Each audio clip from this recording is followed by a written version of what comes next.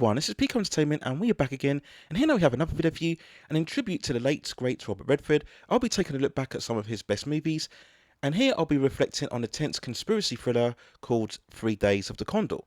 Released back on 17th September 1975, it of course has Robert Redford in the lead role, starring alongside Faye Dunaway, Max van Sydow, Cliff Robertson, and it was directed by Sidney Pollack. Based on a 1974 novel called 6 Days of the Condor, which was written by James Grady, the story follows CIA operative Joseph Turner, who is based within New York, who specialises more in decoding messages and researching documents. Seemingly happy in his life, it is changed forever when he returns to work from lunch to find all of his colleagues murdered. We see them earlier being killed by a mysterious assassin named Joubert. Shocked and frightened, Turner instantly contacts a CIA contact for help and security. But before he can find safety, Turner finds himself suddenly on the run, as he comes under attack from assassins within the street. As the story progresses, Turner finds his life increasingly under danger as he looks to uncover the reasons for the attack on his team, which has bigger implications within the government and media, and Turner finally faces a life where he can trust absolutely no one. Now, when looking back at 3 Days of the Condor, it's a compelling, tense, engaging thriller that keeps you invested all the way through. And it really is a fabric of one of the most dominant genres within 1970s cinema, and that is the conspiracy thriller. A whole host of movies such as Marathon Man, The Parallax View, Capricorn One, All the President's Men and The Conversation dominated critical and commercial audiences in comparison to the 80s, where movies were driven much more by effects, action and spectacle.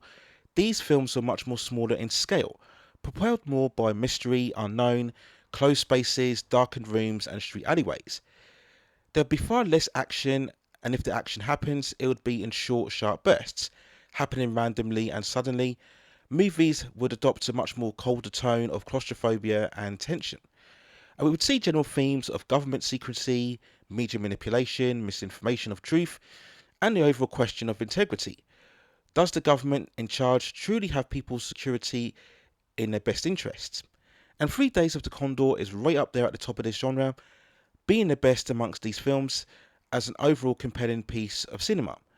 Now, I think viewers of today and the current generation would probably bemoan the slow build or the lack of action, but Condor works primarily because it keeps the main focus on the lead character and the situation that they find themselves in.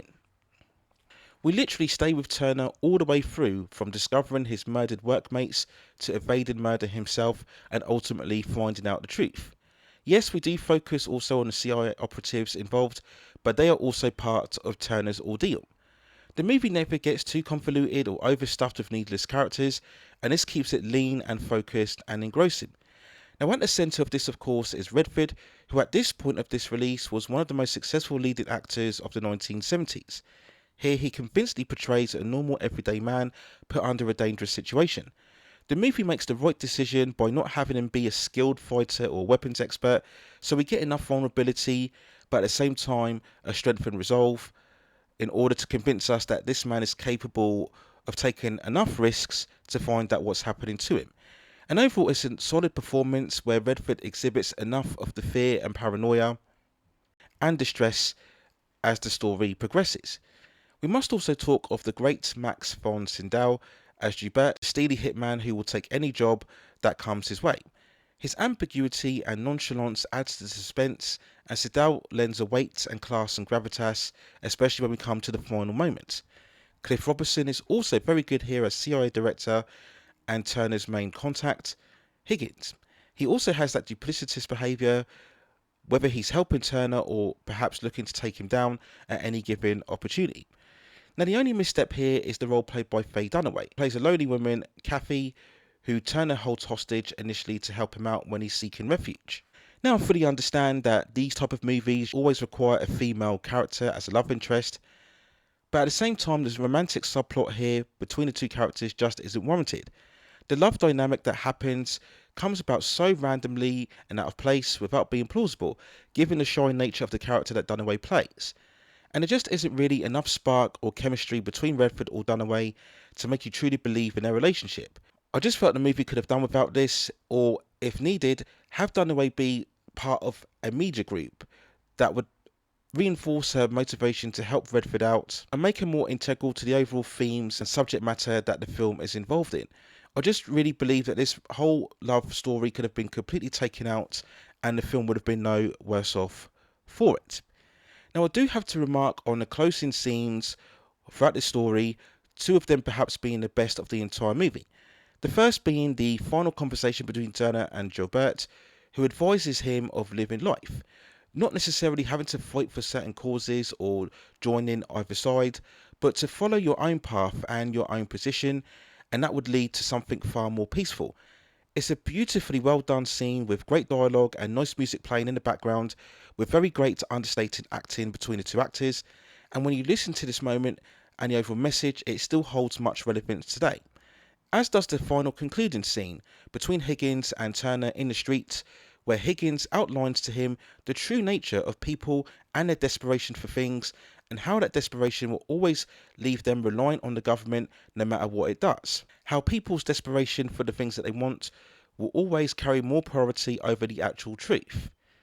No matter who you tell, whether it's the media or the police, and knowing that nature will keep the government one step ahead and continue to do the very secretive and duplicitous activities in the background. And of course, that final line, how do you know they'll print it, sums up the movie entirely in terms of its points about mistrust. The issue that you cannot really have any trust in people, whether you know them or not. And it really is an undercurrent of that theme about losing of faith, the loss of faith and cynicism, and whether you can actually believe in anything that anybody tells you out there. It's a great way to end the movie, making a point, which is always the best way to have a film underlining a current message as it hits its final moments. So when we go on to the movie's overall release, and it was a sound financial success, grossing over $41.8 million in US cinemas from a $7.5 million budget. And it was praised for its very close tight direction and also tense sequences, plus the performances of both Robert Redford and Max von Sydow. And at this stage, Robert Redford, following The Sting and Jeremiah Johnson and The Way We Were, was amongst the top male leading movie stars of the decade, and 3 Days of the Condor is for me right up there amongst his best work. As well as being a tense conspiracy thriller, it also is an underlying message once more about the true meaning of having a belief or a lack of belief in the most integral parts of our society, being the government and the media, and who we can truly believe in terms of the state of the people and having our best interests at heart. And sadly, this is a message, as cynical as it is, there's something that rings all too relevant in today's culture. So there's my overall thoughts and feelings when looking back at the impressive thriller 3 Days of the Condor. Let me know what you think in the comments below.